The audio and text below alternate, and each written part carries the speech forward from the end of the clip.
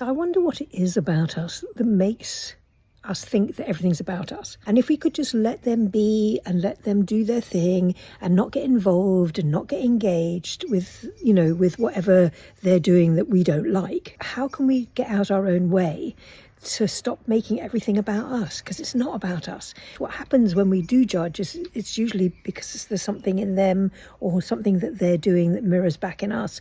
So therein lies a gift. And if we could see it that way rather than making it about us in a negative way and use it in a positive way, then it being about us is okay, because we can use it as a healing process. Judgment's only useful if we use it as a healing reflection, or a reflection that tells us something about an unmet need in us, or an unhealed part of us, or a wound that's been opened up in us. Because if we love that part of them, we could say thank you to them and love them for whatever it is they've done that we've judged them for, as opposed to being unpleasant about it.